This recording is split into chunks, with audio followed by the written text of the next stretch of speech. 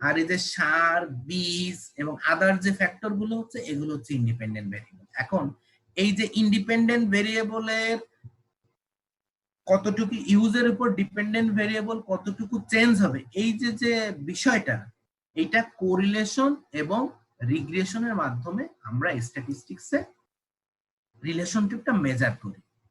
ঠিক আছে, যখন এই দুইটা ভেরিয়েবলের ভিতর জাস্ট রিলেশনশিপটা দেখব যে স্ট্রং না উইক নাকি রিলেশন নাই, সেটা মেজার করবে হচ্ছে কোরিলেশন।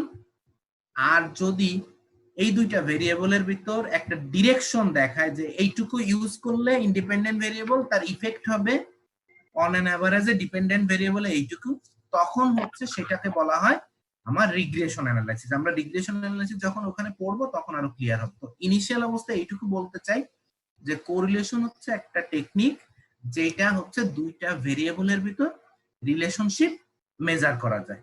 এই দুইটা ভেরিয়েবল হচ্ছে একটা ইন্ডিপেন্ডেন্ট একটা ডিপেন্ডেন্ট। দুইটা ইন্ডিপেন্ডেন্টের ভিতরে রিলেশনশিপ বের করা সম্ভব না, তবে অনেক দুইটা এখনকার মতো দুইটা ডিপেন্ডেন্ট ভেরিয়েবলের ভিতরেও রিলেশন বের করা সম্ভব না। এইটা আমরা অ্যাডভান্সে যে আপাতত এইটুকু বললাম। এখন আমি দেখো যে স্ক্যাটার ডায়াগ্রামটা কি বলছে, যে scatter diagram is a chart that portrays the relationship between two variables. এই দুইটা ভেরিয়েবলের ভিতর যে রিলেশনশিপটা আমরা বের করব সেটা যদি এই যে দেখো পাশে একটা ছবি দেয়া আছে,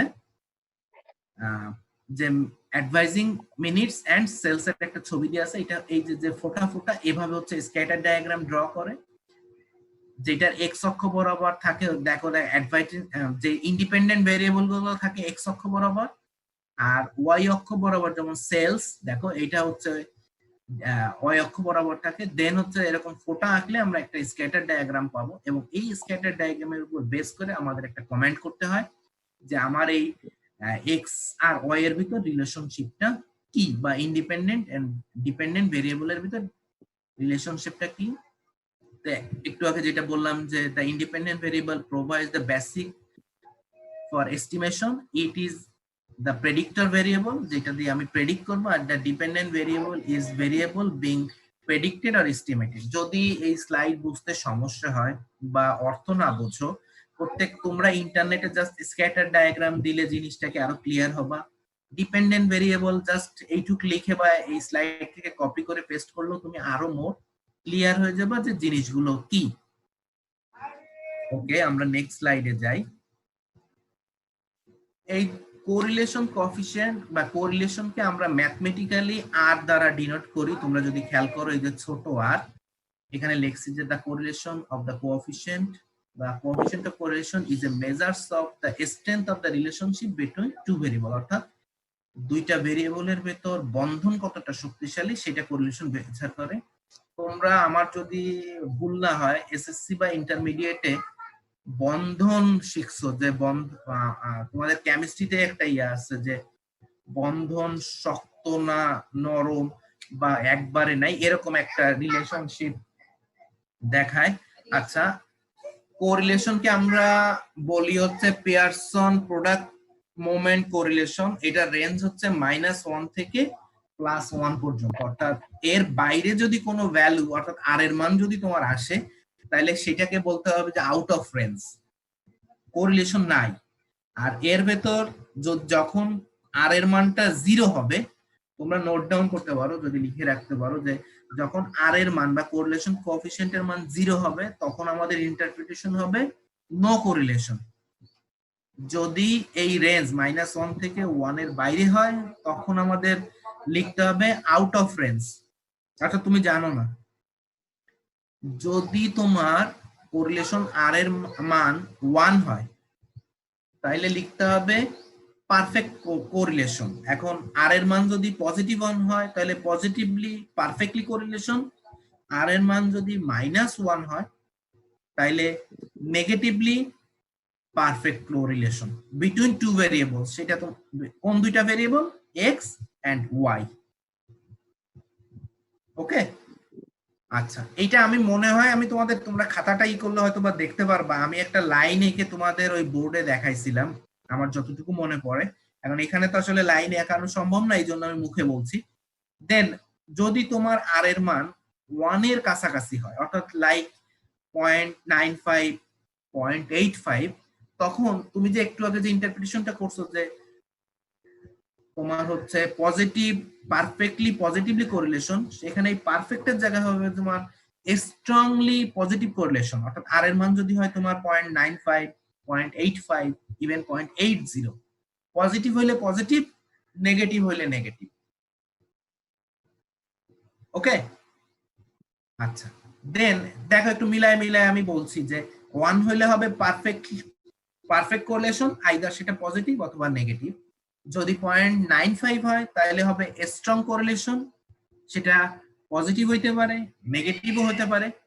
আচ্ছা, যদি 0.75 থেকে ধরো 0.60 এর ভেতর হয় তাহলে হবে স্ট্রং এর জায়গায় হচ্ছে moderate correlation. Positively moderate correlation অর্থাৎ সাইনের উপর বেস করে, আর নেগেটিভলি মডারেটলি কোরিলেশন অর্থাৎ তোমার 7.5 এর নিচে আর ধরো যে রেঞ্জ তোমার 5.5 এর উপরে।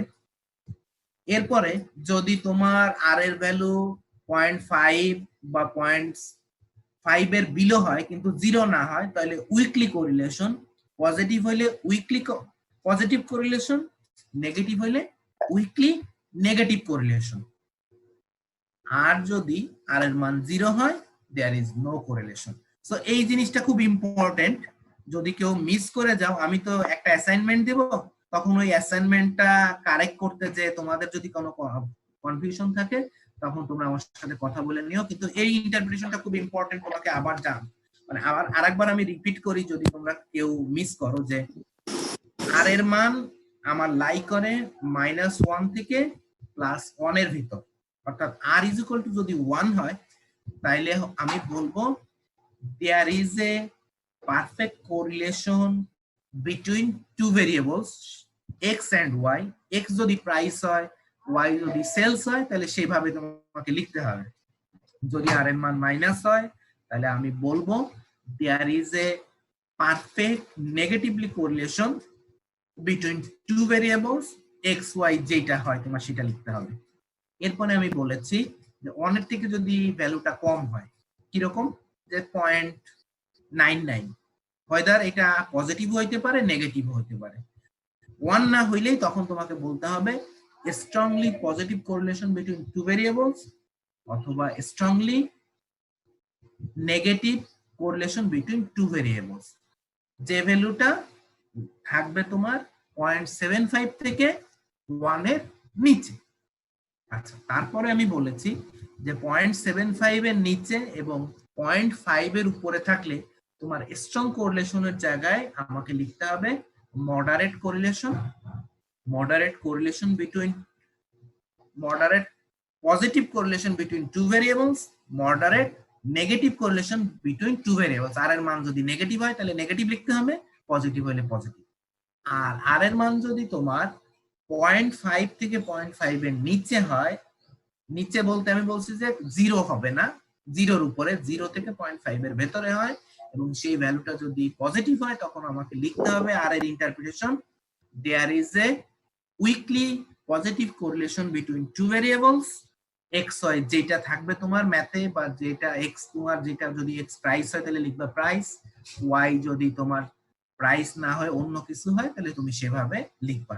আর যদি আর এর মান সাপোজ ধরো যে -0.40 অর্থাৎ 0.5 এর নিচে, তাহলে আমার এটার ইন্টারপ্রিটেশন হবে there is a negative weakly correlation between x and y।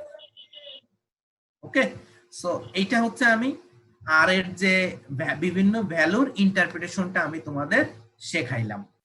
ঠিক আছে, আমরা এই ছবিটা দেখতেছি, এটা আমাকে দেখাচ্ছে যে আর লাই করতেছে 1 থেকে -1 এর ভিতর, যেগুলো অলরেডি আমি বলে ফেলছি। তারপর আমি এই স্লাইডটা একটু রিপিট করতেছি। দেখো যে it requires interval and ratio scale data, অর্থাৎ তোমার কোরিলেশন বের করতে গেলে আমার ডাটা সেটটা হইতে হবে আইদার ইন্টারভেল বা রেশিও স্কেল ডাটা। দেন হচ্ছে যদি আমার -1 হয় তাহলে ইন্ডিকেট, দেখো the values of -1 and +1 indicates perfect and strong correlation. দেখো the values close to 0 indicate weak correlation. Negative values indicate an inverse relationship and positive value indicate a direct relationship. যে কথাগুলো আমি বলেছি সেই কথাগুলো এখানে জাস্ট স্লাইডে দেয়া আছে। দেখো এই একটা পিকচার, এই পিকচারে একটা ডিমার্কেশন করা হয়েছে যে এই বিভিন্ন ফোঁটা এবং লাইন। নরমালি যখন তুমি স্ক্যাটার ডায়াগ্রাম আঁকবা এই লাইন টানা যাবে না, তোমাকে শুধুমাত্র এই ডট গুলো দিতে হবে অন দা বেসিস অফ তোমার X values, on the basis of Y value. এবং যদি তোমার এরকম একটা চিত্র আসে তখন তোমাকে গ্রাফ দেখে বলতে হবে যে এটা হচ্ছে পারফেক্ট নেগেটিভ কোরিলেশন। কিন্তু এগুলো বিন্দুগুলো সংযুক্ত করা যাবে না, আমি বোঝানোর জন্য। অর্থাৎ এক্স এখানে বৃদ্ধি পাচ্ছে আর ওয়াইটা হচ্ছে কমে যাচ্ছে, এই জন্য বলতেছে যে তাদের ভিতর একটা ইনভার্স বা নেগেটিভ রিলেশন আছে, বাট সেটা হচ্ছে কি পারফেক্ট। অর্থাৎ কখন আর এর মান যখন 1 হবে, সেটা তো তুমি ক্যালকুলেশন করার পরে বুঝতে পারতেছো, কিন্তু ইনিশিয়াল অবস্থায় এরকম গ্রাফ দেখে তোমাকে একটা কমেন্ট করতে হবে। দেন তোমার গ্রাফটা যদি এরকম আসে তাহলে সেটাকে বলতে হবে পারফেক্ট পজিটিভ কোরিলেশন। যদি তোমার গ্রাফটা এরকম আসে, দেখো এটা কোনো দিক নির্দেশ করতেছে না, তখন তোমাকে বুঝতে হবে যে দুইটা ভেরিয়েবলের ভেতর কোনো ধরনের কোরিলেশন নাই। এবার দেখো এটা কি হচ্ছে, দেখো আমরা একটু আগে যে গ্রাফটা দেখলাম, যে এই যে এই গ্রাফটা, এটা কি যে একেবারে প্রত্যেকটা অলমোস্ট বিন্দু একটা লাইন টানা গেছে, কিন্তু এটা কি পুরোটা লাইন টানা গেছে? যায় নাই। লাইনটাই সব বিন্দুগুলো কভার করতেছে না, অর্থাৎ আর এর মান এখানে 1 না, 1 এর কাছাকাছি। এই জন্য বলা হয়েছে এটা হচ্ছে। আচ্ছা তোমরা কি কোনো কিছু দাগাচ্ছ কেউ স্লাইডের উপরে? না স্যার। এবার এরকম কিছু দাগ আসতেছে কেন? যাই হোক, স্যার একটা স্যার কথা ছিল। হ্যাঁ প্লিজ। স্যার ক্লাসটা কি স্যার রেকর্ড করা যাবে? তুমি চাইলে করতে পারো, আচ্ছা স্যার। সমস্যা নেই। হ্যাঁ আমি রেকর্ড করতেছি না, তুমি যদি মনে করো যে তোমাদের সুবিধার্থে রেকর্ড করবা করতে পারো, ঠিক আছে। আচ্ছা, তো যেটা আমরা কথা বলছিলাম যে স্ট্রং কোরিলেশন, অর্থাৎ আমার আর এর মান এই ছবি দেখে বুঝতে হবে যে একটা লাইন যদি তুমি মনে মনে ড্র করো, তা যদি তোমার সবগুলো বিন্দু উপর দিয়ে না যায় তাহলে সেটা আসলে আর এর মান 1 না, কাছাকাছি, তখন সেটা হবে স্ট্রংলি। আর যখন এই বিন্দুগুলো একটা লাইন মনে মনে আঁকলে যদি আরো দূরে হয় তাহলে ধরে নিতে হবে এটা উইকলি কোরিলেশন। দিকটা যদি এদিক হয় তাহলে পজিটিভ, দিকটা যদি রিভার্স হয় এরকম হয় এদিকে, তখন হবে নেগেটিভ কোরিলেশন। এইটা হচ্ছে তোমার ক্যালকুলেশন ফর্মুলা।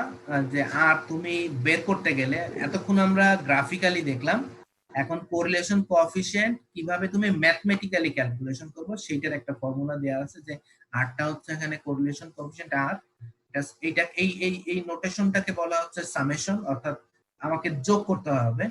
এক্সটা হচ্ছে তোমার যে তোমাকে যে ইন্ডিপেন্ডেন্ট ভেরিয়েবল গুলো, ওইটা হচ্ছে তোমার ডিপেন্ডেন্ট ভেরিয়েবল। আর এই এক্স এর উপর দেখো একটা লম্বা সাইন দিয়ে আছে, এটাকে বলা হয় এক্স বার বা এটা মিন বা গড়। অর্থাৎ এই যে সবগুলো এক্স ভ্যালুকে আমি যোগ করে যে কয়টা আমার এক্স আছে তা দিয়ে ভাগ করলে আমি মিনটা পাই, আমি দেখাবো। ঠিক একইভাবে আমার যতগুলো ওয়াই আছে তার যোগ, সেই ভ্যালুটাকে যোগ করে নাম্বার অফ ওয়াই দিয়ে ভাগ করলে আমি ওয়াই বার বা মিন অফ ওয়াই পাবো। এটা হচ্ছে টোটাল নাম্বার অফ অবজারভেশন, তার থেকে একটা n-1।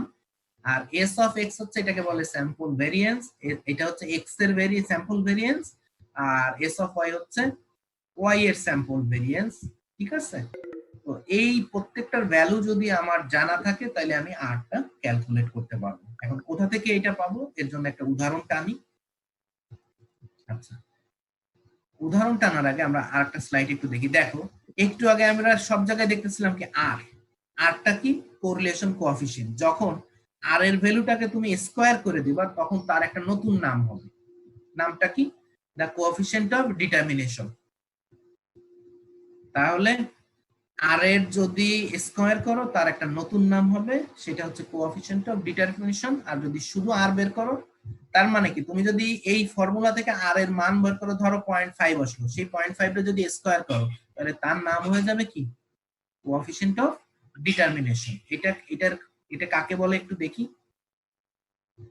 দেখো যে the coefficient of determination is the proportion of the total variation in the dependent variable that is explained or accounted for by the variation in independent variable। অর্থাৎ তুমি যদি আর এর মান ধরো 0.25 পাও বা 0.80 পাও, তার মানে কি, যে তোমার ইন্ডিপেন্ডেন্ট ভেরিয়েবলের 1 ইউনিট চেঞ্জের জন্য তোমার ডিপেন্ডেন্ট ভেরিয়েবলের চেঞ্জ আসতেছে ধরো 0.25। ক্লিয়ার? আমি জানি না, যাই হোক, আমরা অঙ্ক বা তোমাদের অ্যাসাইনমেন্ট দিলে তোমাদের আরো ক্লিয়ার হবে। জাস্ট আমি যেটা বললাম যে তুমি ম্যাথ করে আর এর মানটা বের করবা, তার স্কয়ার করলে তুমি কোএফিশিয়েন্ট অফ ডিটারমিনেশন পাবে। এর কিছু প্রপার্টিজ আছে। এক নাম্বার প্রপার্টিজ হচ্ছে it is the square of coefficient of correlation, যেটা আমি অলরেডি বলেছি যে কোরিলেশন ক্যালকুলেট করে তুমি স্কয়ার করলে কোএফিশিয়েন্ট অফ ডিটারমিনেশন পাবা। It's range from 0 to 1। দেখো কোরিলেশন কোএফিশিয়েন্টের আমার যে রেঞ্জ ছিল -1 থেকে +1। এখন -1 কে যদি স্কয়ার করো, তাহলে কিন্তু তোমার নেগেটিভ আর থাকতেছে না 1। তার মানে কোএফিশিয়েন্ট অফ ডিটারমিনেশন কখনোই নেগেটিভ হইতে পারবে না, ঠিক আছে? এবং এটা রেঞ্জটা লাই করবে 0 থেকে 1 এর ভেতর।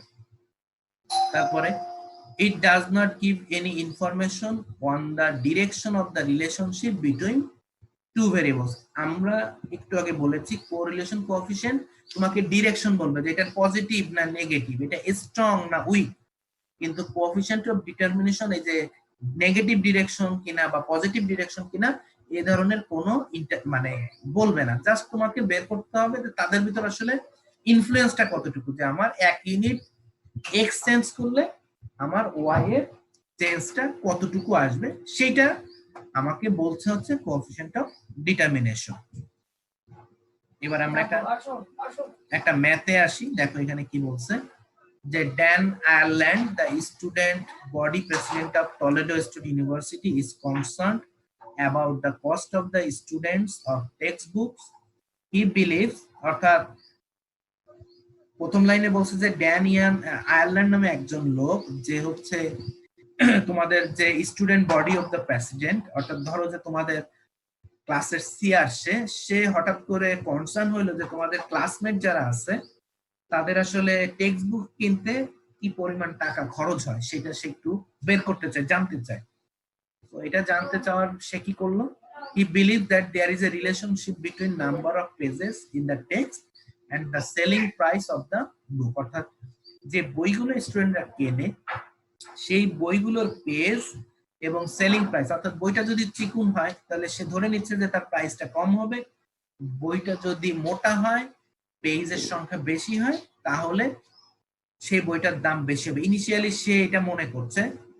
Two provide insight into the problem, he selects a sample of 8 text book currently on the sales of the book store. So এই যে সে বিলিভ করতেছে যে বই চিকুন হলে বইয়ের দাম কম হবে, বই মোটা হলে বইয়ের দাম বেশি হবে, এইটা সে পরীক্ষা করার জন্য সে র্যান্ডমলি একটা বুক স্টোর থেকে 8টা বই কালেক্ট করছে এবং কালেক্ট করার করছে। এখন সে কোশ্চেন আসছে যে ড্র এ স্ক্যাটার ডাটা। এই যে 8টা বইয়ের উপরের তোমার ইনফরমেশনের উপর বেস করে সে ইনিশিয়ালি একটা ছবি আঁকছে, দেন কোরিলেশন কোএফিশিয়েন্ট বের করছে। এর সাথে আমি চাইতে পারি যে also calculate coefficient of determinant.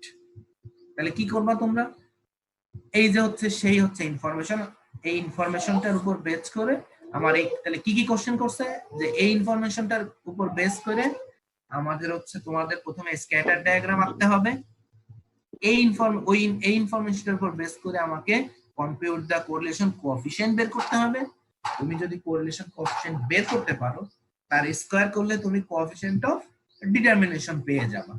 এবং যেটা হচ্ছে যে তোমাকে এই স্ক্যাটার ডায়াগ্রামের উপর বেস করে তোমাকে একটা ইনিশিয়াল একটা ইন্টারপ্রিটেশন করতে হবে। দেন তুমি কোরিলেশন কোএফিশিয়েন্ট বের করার পরে তুমি আসল ইন্টারপ্রিটেশনটা করতে হবে যে আসলে জিনিসটা কি। দেন তোমাকে আর স্কয়ার বের করার পরে তোমাকে কোএফিশিয়েন্ট অফ ডিটারমিনেশনের ইন্টারপ্রিটেশনটা লিখতে হবে। তাহলে আসো আমরা অঙ্কে ঢুকি। দেখো এখানে ইনফরমেশন দেওয়া আছে 8টা বইয়ের নাম, যে introduction to history, basic algebra, introduction to psychology, introduction to sociology, business management, introduction to biology, fundamental of jazz, principal of nursing. এটা হলো 8টা বই এবং প্রত্যেকটা বইয়ের বিভিন্ন পেজ সংখ্যা এবং তাদের করসপন্ডিং প্রাইস দেয়া আছে। ওকে, তাহলে প্রথমে তুমি তোমার এই ইনফরমেশনের উপর বেস করে একটা স্ক্যাটার ডায়াগ্রাম আঁকবে। দেখো আমার এক্স অক্ষ, তোমাকে একটা জিনিস আবার খুব মনে, পরীক্ষায় বা ইয়াতে যদি তোমাকে কোনো এক্স ওয়াই ডিমার্কেশন না থাকে তাহলে তোমাকে এটা দেখে বুঝতে হবে যে আসলে কোনটা আমার এক্স কোনটা ওয়াই। আর যদি দেয়া থাকে তাহলে এটা ইজি হয়ে গেল, তোমার এক্স ওয়াই, আর এক্স মানে হচ্ছে ইন্ডিপেন্ডেন্ট ভেরিয়েবল, ওয়াই মানে হচ্ছে ডিপেন্ডেন্ট ভেরিয়েবল, সেটা আর তোমাকে কষ্ট করে খুঁজে বের করতে হবে না। কিন্তু যদি না হয়, যদি এইটা ওলট পালট হয়ে যায়, অর্থাৎ এক্স যেটা তুমি ভাবতেছো সেটা যদি তুমি ওয়াই ধরো, আর যেটা ওয়াই ভাবতেছো সেটা যদি তুমি এক্স ধরো, তাহলে কিন্তু তোমার রেজাল্ট টোটালি ডিফারেন্ট চলে আসবে, তো উল্টার রেজাল্ট চলে আসবে। সো এই অঙ্কগুলো বা এই কোরিলেশন কোএফিশিয়েন্ট বের করার আগে প্রথম যে ইম্পর্টেন্ট আছে, ইনিশিয়াল অবস্থায় তোমাকে বুঝতে হবে যে তোমার কোনটা ইন্ডিপেন্ডেন্ট ভেরিয়েবল, কোনটা ডিপেন্ডেন্ট ভেরিয়েবল। আচ্ছা আগাই। দেখো আমরা আমার এইখানে দেখো পেজেস হচ্ছে আমার এক্স অক্ষ বরাবর এক্স, অর্থাৎ ইন্ডিপেন্ডেন্ট, অর্থাৎ আর প্রাইসটা হচ্ছে তোমার ডিপেন্ডেন্ট ভেরিয়েবল ওয়াই, এই জন্য আমার ওয়াই অক্ষ। কিভাবে আমি চিন্তা করলাম, এখন তোমার কোশ্চেন আসতে পারে যে স্যার আপনি পেজ আর প্রাইস কিভাবে পেজটাকে ধরলেন যে ইন্ডিপেন্ডেন্ট ভেরিয়েবল। একটু যদি ঠান্ডা মাথায় চিন্তা করো যে প্রাইসটা পেজের উপর নির্ভর করে, কারণ পেজ বাড়া কমের উপর তোমার প্রাইসটা বাড়া কম হইতে পারে, কিন্তু পেজটা প্রাইসের উপর নির্ভর করে না।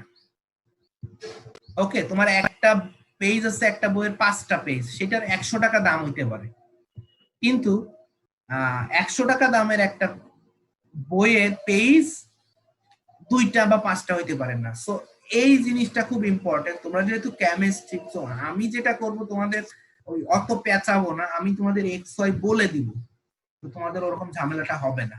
কিন্তু অন্য ডিপার্টমেন্ট হইলে সেক্ষেত্রে আমি এই তোমার এক্স ওয়াইটা বলে দিই না, আমি সরাসরি এই যে বলে দিই যে তোমার পেজেস এন্ড প্রাইস, তোমাকে তোমার আইডিয়ার উপর বেস করে এক্স ওয়াইটা ধরতে হবে। সো তোমাদের ক্ষেত্রে ওই প্রবলেমটা হবে না, আমি এক্স ওয়াই উল্লেখ করে দিব যাতে তোমাদের সবাই একই ধরনের রেজাল্ট আসে, অর্থাৎ তোমাদের ওইভাবে আইডেন্টিফাই করতে হবে না যে কোনটা ইন্ডিপেন্ডেন্ট ভেরিয়েবল কোনটা ডিপেন্ডেন্ট ভেরিয়েবল। ওকে, সো এখন দেখো তাহলে কি করছে, এই গ্রাফটা তুমি কিভাবে আঁকবা। আমরা একটু এখানে যাই। দেখো প্রথম ইন্ট্রোডাকশন টু হিস্ট্রি 500 পেজ, প্রাইসটা হচ্ছে 84। তাহলে তুমি যাও এখানে, আমি তোমাদের যখন হিস্টোগ্রাম আঁকা শিখাইছিলাম আমি বলেছিলাম যে তোমাদের এক্স এবং ওয়াই অক্ষ তোমাদের মতো করে দেখবা যে এখানে আপার রেঞ্জ কত এবং লোয়ার রেঞ্জ কত, এর উপর বেস করে তোমাকে এক্স অক্ষটাই যে সাজানো হয়েছে। দেখো এখানে লোয়ার রেঞ্জ 0 আর আপার রেঞ্জ হচ্ছে দেখো 1000, এই জন্য 1000 বা 800 আছে, একটু বেশি নিলে 1000। আবার একইভাবে ওয়াই অক্ষ বরাবর 0 আর তোমার আপার রেঞ্জ আছে হচ্ছে দেখো যে 93, তুমি 100 ধরতে পারো।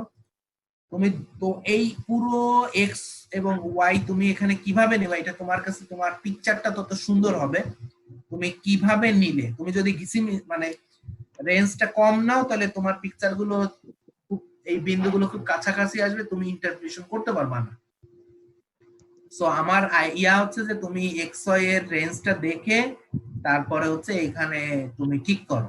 আমরা একটা অ্যাসাইনমেন্ট দিলে তোমরা করলে তখন আরো ক্লিয়ার হবে। আসলে আমি তো হাতে কলমে দেখাইতে পারতেছি না, হাতে কলমে দেখাইতে পারলে আরো ইজি হতো। তো প্রথমে দেখো 500, তাহলে 500টা তোমাকে যাইতে হবে এই যে এই অক্ষর আর কোথায় 500 আছে, দেখো 400 আর 600 ভিতর এই যে 500, আর উপরে যাইতে হবে তোমার 500 বরাবর কত 84 আছে, এই দেখো 500 বরাবর দেখো 80 এর একটু উপরে বিন্দুটা বসাইতে হবে, তাহলে 500 80 এর একটু উপরে হচ্ছে তোমার 84। তারপরে কত আছে দেখো 700 আর 75, আসো 600 থেকে এই দেখো 700 আর দেখো এই দেখো 80 নেচার দিছে 75। তারপরে কত আছে দেখো 899, আসো এই যে 800, এই দেখো একটা 99, দেখো আরো একটা 800 আছে, এই দেখো 800 আর 93। তাহলে 99টা উপরে যাবে আর 93টা কি হবে, নিচে আসবে। এইভাবে একটা গ্রাফ আঁকলে, আচ্ছা এইভাবে একটা গ্রাফ আঁকলে 8টা বিন্দু বসালে, এই গ্রাফের এই বিন্দুটা দেখে কি মনে হচ্ছে, এটা কি পারফেক্ট? তুমি যদি একটা মনে মনে লাইন ড্র করো, লম্বা লাইনটা কিন্তু বেশিরভাগ বিন্দু স্পর্শ করতেছে না, কিন্তু একটা দিক পেয়ে গেছো তুমি, যে দিকটা এই দিক থেকে এদিকে গেছে, এবং এই যদি একটা লম্বা লাইন টানো এর বেশিরভাগ বিন্দুগুলো আশেপাশে, তাহলে কি হচ্ছে, এটা স্ট্রং। এবং যেহেতু এদিকে, তাহলে হচ্ছে এটা স্ট্রংলি পজিটিভ কোরিলেশন ইনিশিয়াল অবস্থায় তুমি মনে করছো। আর যদি তোমার একটা মনে মনে লাইনটা এইদিকে যদি লাইনটা হতো, তাহলে হতো স্ট্রং নেগেটিভ কোরিলেশন। বিন্দুগুলো যদি বেশিরভাগ লাইন স্পর্শ করতো তাহলে বলতাম পারফেক্ট পজিটিভ কোরিলেশন, আর যদি এদিকে বিন্দু বিন্দু এই লাইন বরাবর সবগুলো বিন্দু যদি আসে তাহলে পারফেক্ট নেগেটিভ কোরিলেশন। যদি এই বিন্দুগুলো আরো স্ক্যাটার হইতো, যে এরকম একটা মনে মনে লাইন টানলা এই বিন্দুগুলো সব এখানে এখানে, তাহলে হয়ে যাইতো কি উইকলি পজিটিভ কোরিলেশন। আর যদি এরকম একটা লাইন টানতা দূরে দূরে হইতো তাহলে উইকলি নেগেটিভ কোরিলেশন। এখানে একটা চালাকি আছে, সেই চালাকিটা একটু বলি। নরমালি গ্রাফটা আঁকার পরে তুমি কিছুটা জায়গা ফাঁকা রাখবা পরীক্ষাতে। কেন? কারণ আমি একটু পরে আর এর মান, অ্যাকচুয়াল আর এর মান বের করবো। তো অ্যাকচুয়াল আর এর মান তোমার জানা হয়ে গেলে তুমি তখন এখানে ইন্টারপ্রিটেশনটা আরো ইজিলি করতে পারবা, যে প্রবাবলি এটা পজিটিভ কোরিলেশন পারফেক্ট, অর্থাৎ আর এর দেখি নিচে আমরা দেখে আসি। দেখো এই যে আর এর মান বের হয়ে গেছে, আর এর মান থেকে তোমার কি মনে হচ্ছে এটা 0.5 এর নিচে। তো ইনিশিয়ালি আমি কি ধরছিলাম, বলতেছি যে এটা কি স্ট্রং পজিটিভ কোরিলেশন, আসলে কিন্তু তা না। আসলে কি হচ্ছে উইকলি পজিটিভ কোরিলেশন। সো আমার সাজেশন হচ্ছে একটা গ্রাফ আঁকার পরে তুমি ইন্টারপ্রিটেশন না করে তুমি আগে ক্যালকুলেশন করবে।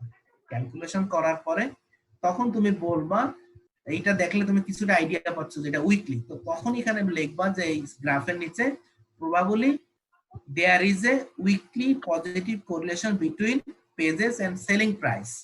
প্রবাবল কথাটা এখানে লিখতে হবে। যদিও তুমি ক্যালকুলেশন করার পরে তুমি বুঝতেছো, কিন্তু আমি তো জানি না যে তুমি কি করছো, তো তোমাকে এখানে প্রবাবল কথাটা লিখতে হবে, যে হইতে পারে উইকলি। কিন্তু এখানে যখন তুমি আর এর মান বের করে ফেলো তখন এখানে বলবো এখানে আর প্রবাবল শব্দটা লেখা যাবে না, কারণ তুমি তো এখানে বের করে ফেলছো। তখন এখানে বলতে হবে এই দেখো the correlation between এই দুইটার ভিতর হচ্ছে, এখানে যদিও মডারেট লেখছে কিন্তু আসলে এখানে মডারেট হবে না, এখানে বলছি যে 0.5 এর নিচে, মানে হচ্ছে উইকলি কোরিলেশন। ওকে, এই হচ্ছে আমি গ্রাফের ইন্টারপ্রিটেশনের কথাটা বললাম। এইবার আসবো আমরা ক্যালকুলেশন। দেখো আমরা যদি একটু উপরে যাই, আমাদের ক্যালকুলেশন করতে এই রিলেশনশিপটা লাগবে, যে r is equal to summation of x minus x bar y minus y bar n minus 1 s of x s of y। এখন এটা আমাকে বের করতে গেলে একটা টেবিল করতে হবে। সেই টেবিলটা হচ্ছে লাইক দ্যাট, দিস ওয়ান।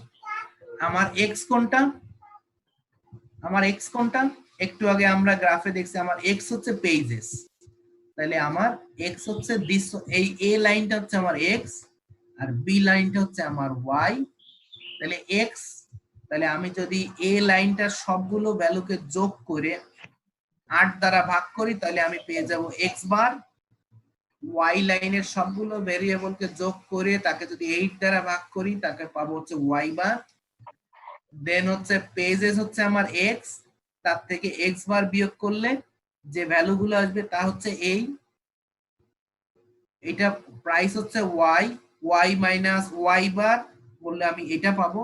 এই দুইটাকে দেখো, এই ভ্যালু আর এই দুইটাকে এখন গুণ করলে আমার আসলে ক্যালকুলেশন করতেছি এইটা, এই লাইনটা পাবো হচ্ছে x মাইনাস x বার ইন্টু y মাইনাস y বার, অর্থাৎ x মাইনাস x বার হচ্ছে লাইন নাম্বার c আর y মাইনাস y বার হচ্ছে লাইন নাম্বার d, আর এই দুইটার গুণফল হচ্ছে এই ভ্যালুটা প্রত্যেকটা ইন্ডিভিজুয়াল। আর যখন এগুলো সবগুলো যোগ করে এই দেখো 7800 এটা হচ্ছে summation of x minus x bar into y minus y বারের টোটাল ভ্যালু।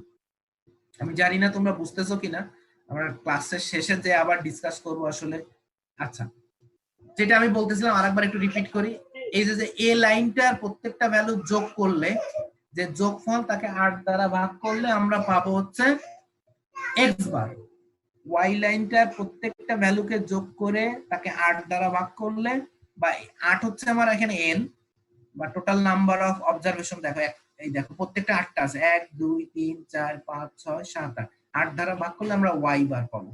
তাহলে এখানে যদিও আমি করি নাই, আমি তোমাদের এটা একটু খাতায় লিখে নাও। আবার বলতেছি, x বার হচ্ছে এই যে পেজের প্রত্যেকটা সংখ্যাকে যোগ করে তাকে টোটাল নাম্বার অফ অবজারভেশন, এখানে 8 টোটাল আছে 8, এটাকে ভাগ করলে আমি x বার পাবো। ওয়াইটা পাবো হচ্ছে এই প্রাইসের প্রত্যেকটাকে যোগ করে 8 দ্বারা ভাগ করলে y বার পাবো। এখন প্রত্যেকটা অবজার্ভ, প্রথমে এই পেজের জন্য নাম্বার সি নিয়ে এখন ডিসকাস করতেছি। এই 500 থেকে যে মিনটা পাইছো তুমি, সেটা বিয়োগ করলে পাবা 125 প্রত্যেকটা ইন্ডিভিজুয়ালের জন্য।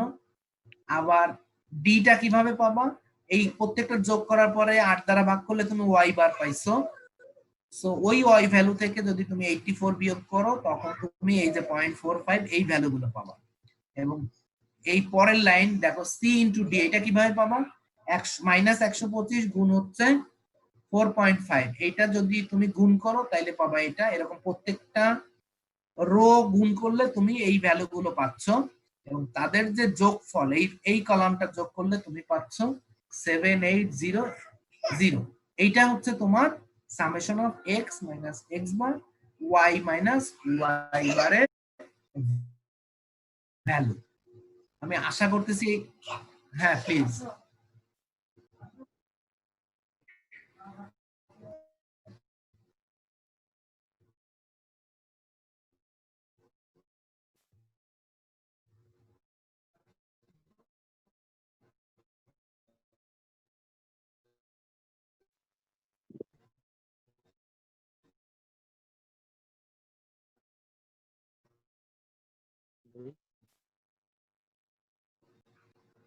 করা হচ্ছে যে ঠিক আছে, যদি গুণ করে গুণফল ঋণাত্মক আসে তুমি ঋণাত্মকই রাখবা, সেটা নিয়ে তোমার কোনো সমস্যা নেই। এখানে পজিটিভ নিয়ে নিচ্ছে, এখানে পজিটিভ নিয়ে নিচ্ছে, তোমাদের এইটা ই করার দরকার নেই। তোমরা হচ্ছে হ্যালো হ্যালো কথা শুনতে পাচ্ছ? হ্যাঁ, তো ঋণাত্মক যেভাবে আছে সেভাবে, অর্থাৎ 4.5 আর -125 যদি হয়, তুমি যে ভ্যালুটা সি মাইনাস দিয়েছো সেটাই করবা, এখানে লিখবা। ওকে, আচ্ছা। তো একইভাবে এইভাবে করলে তখন আর এই ভ্যালুটা আসবে না, তোমার যেটা আসে সেটা হবে তোমার সামেশন অফ xi মানে x মাইনাস x বার ইনটু y মাইনাস y বার এর ভ্যালু। ওকে, আচ্ছা এবার এখানে আসো, তাহলে তুমি উপরের লাইনটা পেয়ে গেলা। নিচেরটা কিভাবে ক্যালকুলেট করবা দেখো, n মাইনাস 1 হচ্ছে 8 মাইনাস 1 মানে 7।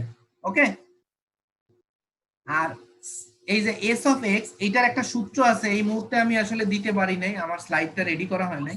আমি তোমাদের ওই একটা অঙ্ক আমি খাতায় করে, এই অঙ্কটাই খাতায় করে আমি পোস্ট দিয়ে দেবো গ্রুপে। এইটার সূত্র হচ্ছে, লিখতে চাইলে কেউ লিখতে পারো যে রুট ওভার চিহ্ন কিনা আমি জানি না, যে xi minus x bar whole square divided by n minus 1। আমি জানি না এটা তোমাদের লিখছি কিনা। স্যার সূত্রটা আরেকবার একটু বলেন। রুট ওভার, তার ভেতরে হবে xi মাইনাস x বার, তার উপরে হবে স্কয়ার ডিভাইডেড বাই হচ্ছে n মাইনাস 1, আর s অফ y হবে root over yi minus y bar whole square divided by n minus 1। ঠিক আছে, এটা আপাতত লিখে রাখো, আমি একটু পরে হয়তো ঘন্টাখানেক পরেই তোমাদের আমি এই ম্যাথটা একটা খাতায় স্টেপ বাই স্টেপ করে আমি ছবি তুলে আপলোড করে দিব, তাহলে তোমাদের আরো ক্লিয়ার হবে। ম্যাথ গুলো আসলে হাতে কলমে না ধরে করাইলে এইভাবে আসলে বুঝবা না, আমি বুঝতে পারছি। আচ্ছা যাই হোক, আমি একটু বোঝাই তোমাদের। দেন ক্যালকুলেশন করলে এই ভ্যালুটা আসবে, এই ভ্যালুটা আসবে, এখন গুণ ভাগ করলে তোমার আলটিমেটলি এই দেখো আর এর মান আসছে 0.657। 0.657 আসলে এই আর এর মান কিসের উপর, 0.5 এর উপর, 0.5 এর উপর। তো 0.5 এর উপর আসলে আমাদের কথা ছিল, আমি ওই যে একটু ভুল বলছি লেকচারের প্রথমে, এটা আর স্কয়ার মান 0.35, এটা হচ্ছে 0.5 এর নিচে, এটা উইকলি বা স্ট্রংলি আসবে না। তোমার আর এর মান যেহেতু আসছে 0.65 এর উপর দেখো, তাহলে আমার এখানে ঠিক আছে, এটা হবে কি, অর্থাৎ আর এর মান যা আসবে তোমাকে সেইভাবে ইন্টারপ্রেট করতে হবে। সেটা হচ্ছে কি, moderate association between two variables. Clear? আচ্ছা, তারপরে এই ভ্যালুটারে স্কয়ার করলে তুমি এই যে এখানে পাচ্ছি কোএফিশিয়েন্ট অফ ডিটারমিনেন্টের ভ্যালু 0.432। তাহলে আমার 1 ইউনিট এক্স এর চেঞ্জের কারণে আমার ওয়াই এর চেঞ্জ আসতেছে কতটুকু? 0.325। এটা এই ভ্যালুটা হচ্ছে আমার কোএফিশিয়েন্ট অফ ডিটারমিনেন্টের ভ্যালু, আর এটা হচ্ছে আমার কোরিলেশন কোএফিশিয়েন্টের ভ্যালু। ওকে, এরপরে হচ্ছে তাহলে এই হচ্ছে মোটা 1 মিনিট প্লিজ, 1 মিনিট আমি কথা আবার বলতেছি, একটু ওয়েট করো 1 মিনিট।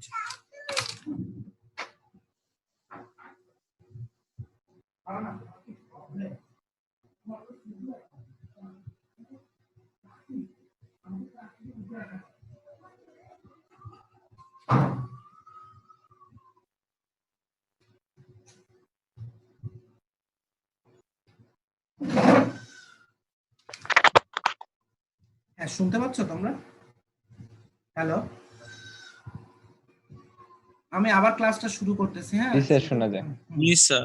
হ্যাঁ, যেটা আমি বললাম যে এটা আমি স্টেপ বাই স্টেপ একটা তোমাদের স্লাইড দিব। স্লাইডে তো এইভাবে একদম ভালোভাবে ব্যাখ্যা করা নাই, এই অঙ্কটা আমি তোমাদের একটা পেজে করে আমি দেখাই দিব কিভাবে করতে হয়। সেটা নেক্সট ক্লাসে যদি না বোঝো তখন আবার আমরা ডিসকাস করা যাবে। আমি স্লাইডটা প্রোভাইড করি, মানে হ্যান্ড রাইট আপটা ওটা আমি তোমাদের প্রোভাইড করব। আচ্ছা, তাহলে আমরা আর কিভাবে বের করলাম, কোএফিশিয়েন্ট অফ ডিটারমিনেন্ট কিভাবে বের করলাম। এখন আমি চেক করব এই যে আমি 8টা বের করলাম, এটা আসলে সত্যি সত্যি আমার স্ট্রং না উইকলি, এটা আমি কিভাবে চেক করব? এটা কিভাবে চেক করব? এটা চেক করার একটা সুবিধা, did a compute R comes from the population of paired observation with zero. আমি যেটা বলেছি যে আমার কম্পেয়ার করতে হবে জিরো কোরিলেশনের জন্য। দেখো এখানে ধরছি যে H naught is rho is equal to zero, অর্থাৎ the correlation in the population is zero. আর এটা হচ্ছে কি ডিফারেন্ট ফ্রম জিরো, আমার কোনটা ফলো করতেছে, যে আমার কি আমার ইনিশিয়াল দেখতেছি, দেখো এটা ভ্যালু কি 0.657, অর্থাৎ একটা তার আগে কিন্তু আবার একটা জিরো আছে। কি বিষয়টা কি আমি একটু বোঝার চেষ্টা করি। তো এটা বের করার জন্য আমার একটা টেস্ট আছে, সেটা হচ্ছে টি টেস্ট। তার সূত্র হচ্ছে r √n-2 √1 - r²। এটা হচ্ছে আমার ক্যালকুলেশন সূত্র, অর্থাৎ কোরিলেশন কোএফিশিয়েন্ট টেস্ট করার সূত্র। T test for coefficient of correlation যে with degree of freedom n-2। আমি r এর ভ্যালু জানি, আমি n এর ভ্যালু জানি, আমি r² এর ভ্যালু জানি, তাহলে a থেকে আমি t এর ভ্যালুটা বের করতে পারবো। আচ্ছা, দেখো যে দেখো আমাদের স্টেপ কিভাবে আসলে তুমি ক্যালকুলেশন করবে, এত ঝামেলার ভেতর যাওয়ার দরকার নাই। তুমি জাস্ট যদি বের করতে বলে এই দুইটা রিলেশন লিখবা যে h not is equal two 0, এইটাও লেখার দরকার নেই, এটা তোমার বোঝার সুবিধার্থে। আর h1 হচ্ছে নট ইকুয়াল টু 0 মানে 0 না, দেন দ্য স্ট্যাটিস্টিক্স t হচ্ছে t ইজ ইকুয়াল টু এটা। ওকে, এরপরে তুমি সবগুলো ভ্যালু বসাও, ভ্যালুগুলো বসাইলে দেখো ভ্যালুগুলো বসাইলে আমি t এর ভ্যালু পাইছি 2.135। যেটা করছে এখানে লিখছে যে দেখো এইটাও আমি তোমাদের একটা মানে যদি ক্লাস খোলে বা আমি নেক্সট ক্লাসে একটা টেবিল প্রোভাইড করব যে কিভাবে, এটা হচ্ছে তোমার ক্যালকুলেটেড টি। কোনো কিছু রিলেশন মানে কম্পেয়ার না করে তুমি কমেন্ট করতে পারবে না, তো তোমার একটা আরেকটা টি ভ্যালু লাগবে, সেইটা তুমি কিভাবে ক্যালকুলেট করবা এটা আমরা দেখাবো টি টেবিল থেকে। সেটা আমাদের আসলে প্রিভিয়াসলি বিভিন্ন রিসার্চাররা টি টেবিলের ভ্যালু ক্যালকুলেট করছে, সেই ভ্যালুটা আর তোমার যে ক্যালকুলেটেড ভ্যালু, এই দুইটা কম্পেয়ার করে আমরা একসেপ্ট বা রিজেক্ট করব কোনটা, এইটা অথবা এইটা, সেটা আমরা দেখাবো। সো দেখো এইখানের থেকে আমার বলছে যে H naught is not rejected, অর্থাৎ যদি নট রিজেক্টেড হয় তাহলে আমরা একসেপ্ট করতেছি কোনটা, এই যে এইটা। তাহলে একসেপ্ট অর্থাৎ the correlation in the population is 0, দেখো। আর যদি H naught is H naught is not rejected মানে accept করতেছি, so we cannot reject the hypothesis that there is a no correlation in the population. The amount of assertion could be due to change, অর্থাৎ বলছে যে যেহেতু আমরা H naught টাকে reject করতে পারতেছি না, accept করতেছি, তাহলে আমাদের একটা কোরিলেশন আছে। এই ইন্টারপ্রিটেশনটা আমরা একটা অঙ্ক দিয়ে বোঝাই দিব, ঠিক আছে?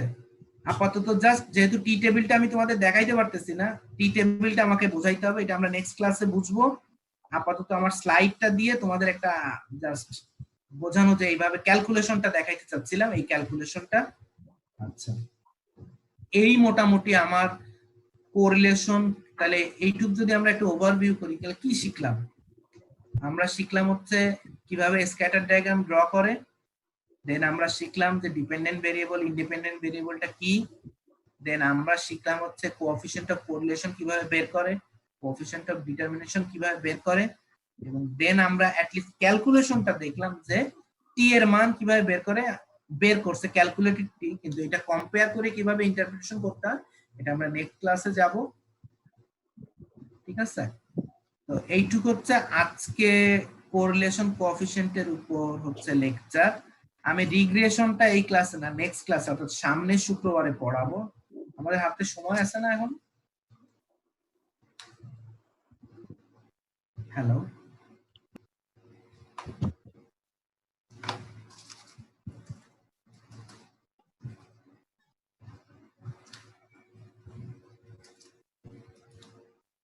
আমাদের হাতে তো মনে হয় সময় আছে, আমরা তো ক্লাস আরো কন্টিনিউ করতে পারি, তাই না? আমরা তো আসলে জানি না কতটুকু সময় আছে। আমরা টাইম দিছি হচ্ছে 9টা থেকে 10টা 45। আমার ধারণা প্রথম দিন হিসাবে মনে হয় না 1 ঘন্টা 45 মিনিট তোমরা ক্লাস করতে পারবা। ঠিক আছে, আমি আজকে 1 ঘন্টা নিব, 9টা থেকে 10টা, 9টা মানে 10টা 45 পর্যন্ত নিব না প্রথম দিন হিসাবে, কারণ অনেক কিছু এখান থেকে আমাকে দিতে হবে, তো সেটা যাই হোক। এই পর্যন্ত হচ্ছে পড়লাম। আর একটা ছোট্ট জিনিস পড়ে আজকে আমরা অফ দিব, আমরা রিগ্রেশনটা আজকে পড়বো না, এই স্লাইডটা আমি দিয়ে দেব। আমি রিগ্রেশনটা পড়বো না, আমরা নেক্সট ক্লাসে রিগ্রেশনের ম্যাথ আরো মোর ক্লিয়ারলি আমরা, কিন্তু তার আগে আমি আরেকটা জিনিস একটু দেখাই দিব, যাতে তোমাদের যে ম্যাথটা প্রোভাইড করব আমি সেটা তোমরা বুঝতে পারো বা কোনো প্রবলেম হইলে বলতে পারো। আমি জাস্ট একটু ভিউ দিয়ে যাই। এইটা আমি আবার সেকেন্ড টাইম নেক্সট শুক্রবার এই স্লাইডটা পাওয়ার পরে তোমাদের কোথাও প্রবলেম থাকলে নেক্সট হচ্ছে শুক্রবারে আবার কথা বলবো। এরপরে দেখো এই রিগ্রেশন জিনিসটা কি। In a regression analysis we use independent variable X to estimate dependent variable. এটা আমরা আরো ব্রিফলি পড়বো। এটা একটা লিনিয়ার রিলেশনশিপ দেখানোর খোঁজে বের করব। এটার সূত্র হচ্ছে এইটা দেখো, y হচ্ছে a প্লাস বি এক্স, যেখানে yটা হচ্ছে regression the average predicted value of y for any x, এটা হচ্ছে intercept, it is the estimated y value। এটা কিভাবে ক্যালকুলেট করে, x এর ভ্যালু যখন 0 হয় তখন a এর ভ্যালু হচ্ছে আর কিছুই না y এর value, then b is the slope of the line or average change in y for each change of 1 unit in x, অর্থাৎ 1 ইউনিট x এর চেঞ্জের জন্য y এর কতটুকু পরিবর্তন হচ্ছে সেটা হচ্ছে আমার b এর মান। আর এই a b বের করার একটা সূত্র আছে, এই যে সেই সূত্র দিয়ে আমরা বের করব, দেন হচ্ছে ক্যালকুলেট করে লাস্টে আমরা রিগ্রেশন লাইন এই যে ফিট করছে। এটা আমরা নেক্সট ক্লাসে, যেহেতু আমি ওই ম্যাথটা ক্লিয়ার করি নাই, সো ওই ম্যাথটা ক্লিয়ার করে দেন আমি এই ম্যাথটা তোমাদের করাবো, দেন স্ট্যান্ডার্ড এরর নিয়ে ওই দিন কথা বলবো। ঠিক আছে, এই স্লাইডটা আমি আর কিছু অ্যাজাম্পশন আছে তোমার লিনিয়ার রিগ্রেশন, এটা একটু বলি। For each value of x there is a group of y values and these y values are normally distributed, then y values are independent। দেখো this means, আচ্ছা এটা এতটুকু লাগবে না, শুধু তোমার অ্যাজাম্পশন চাইলে এটা লিখবা, দেন এই লাইনটুকু লিখলে হবে। তারপরে দেখো the mean of those normal distribution of y values all lies in the straight line of regression, the standard deviation of this normal distribution are set। এই চারটা হচ্ছে তোমার assumption, underline, linear regression, এটা একটু পড়তে হবে পরীক্ষার জন্য। দেন এগুলো ক্যালকুলেশন সামনের দিন আমি দেখাবো, অথবা আমি আগেই পোস্ট করে দেবো এই সপ্তাহের ভেতর। তোমরা দেখে কোথাও কোনো সমস্যা হলে কিভাবে কোরিলেশন কোএফিশিয়েন্ট বের করতে হয়, কিভাবে কোএফিশিয়েন্ট অফ ডিটারমিনেশন বের করতে হয়, কিভাবে রিগ্রেশন লাইন বের করতে হয়, আমি একটা অঙ্ক সেট করে আমি স্টেপ বাই স্টেপ করে আমি এটা সেটা পিডিএফ করে তোমাদের পাঠিয়ে দিব। আচ্ছা, আর তার সাথে হচ্ছে এই স্লাইডটা কি দেখতে পারতেছো? আমাকে কেউ একজন একটু আনমিউট করে দেখো, যে দেখো উপরে লেখা আছে এই যে compute and interpret Spearman rank correlation, এটা দেখা যায়? হ্যালো, না স্যার দেখা যাচ্ছে না।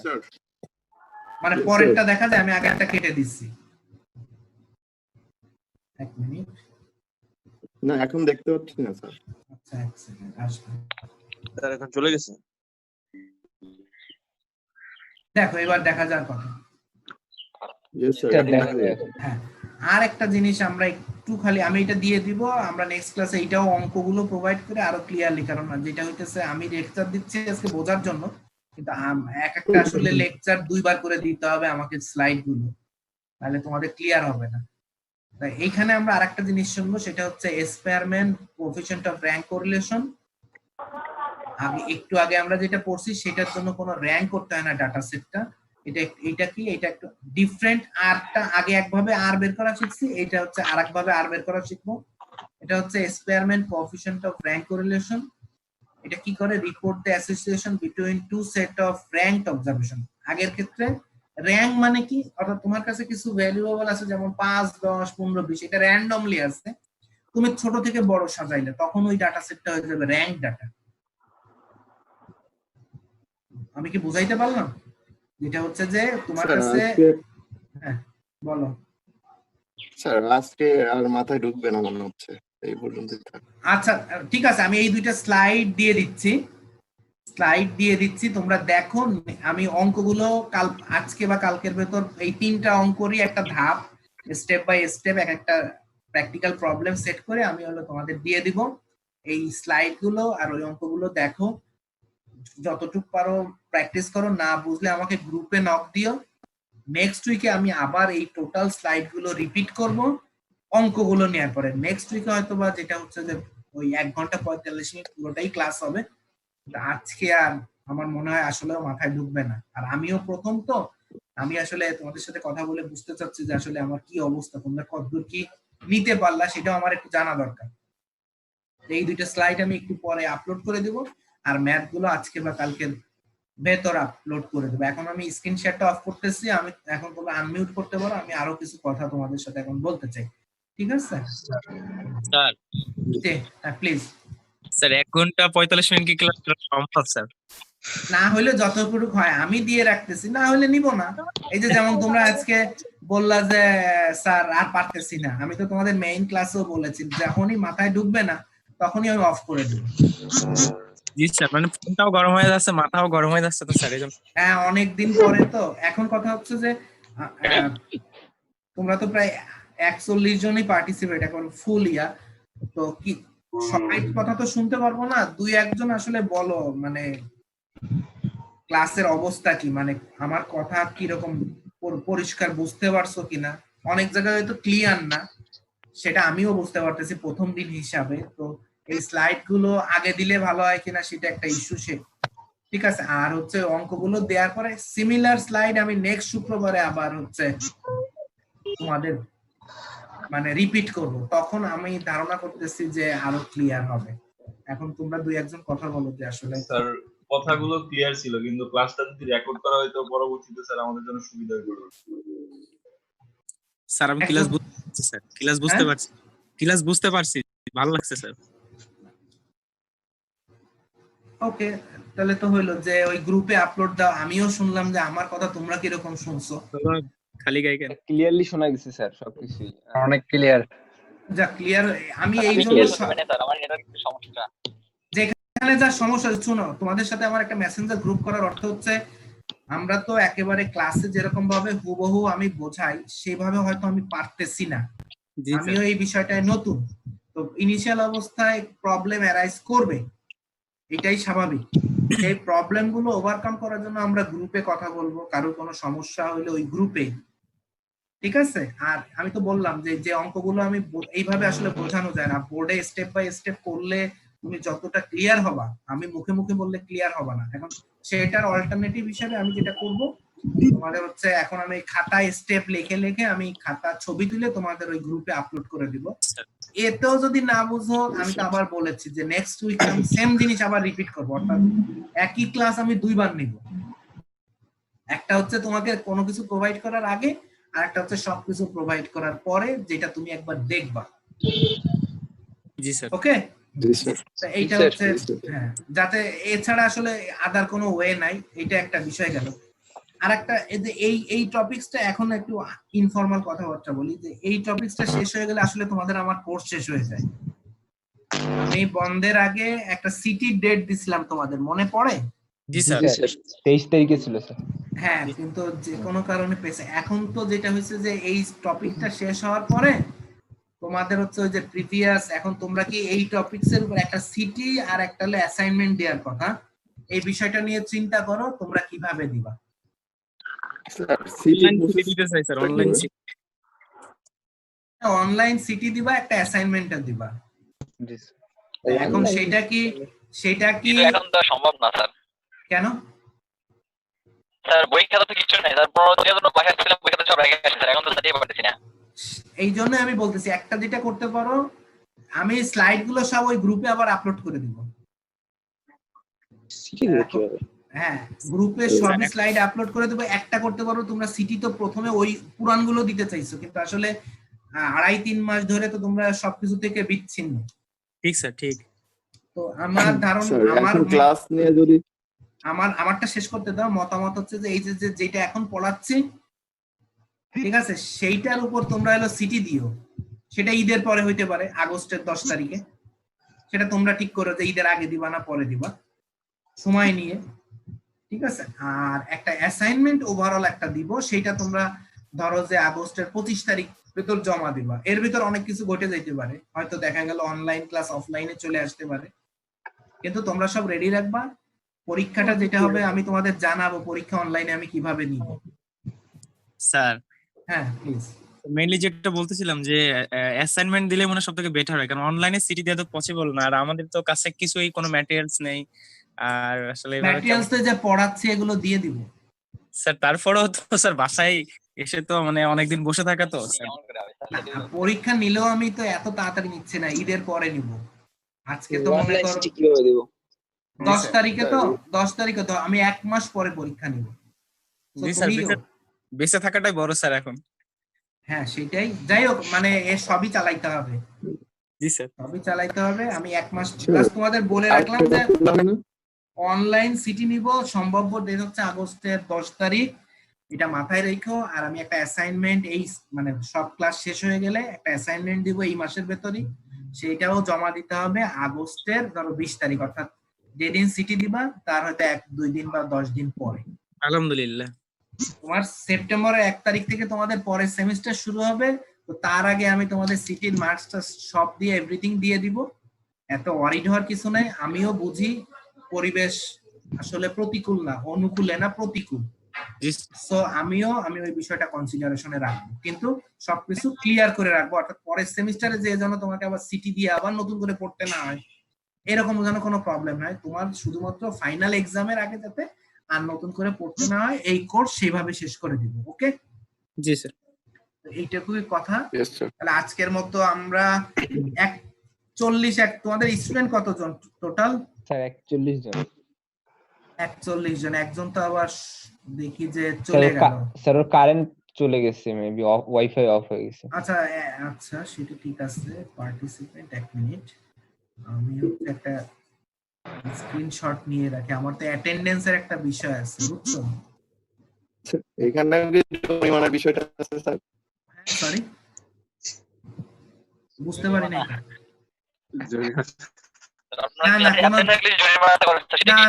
না, এখন তো পরিবেশ হচ্ছে খারাপ, জরিমানা নাই। আর টার্মের শেষের দিকে তো তোমরা যে কষ্ট করে 41 জন উপস্থিত হয়েছে, এটাই বড় বিষয়। জি স্যার। তারপরে নিব স্যার। নেটের গতি খুব খারাপ স্যার। হ্যাঁ ওই জানি, এইটুকুই কষ্ট করছে, এই অনেক বিষয়। এই জন্যই সকালে ক্লাসগুলো দিচ্ছি, দুপুর বা বিকেলে যে বিদ্যুৎ থাকবে না বা 10টার পরে অনেক ঝামেলা হয়। ঠিক আছে, তো আজকের মতো এটা শেষ করতেছি। তোমরা তোমাদের ওপিনিয়ন গুলো গ্রুপে দিও। তোমরা যে রেকর্ডিং করছো সেই রেকর্ডিংটা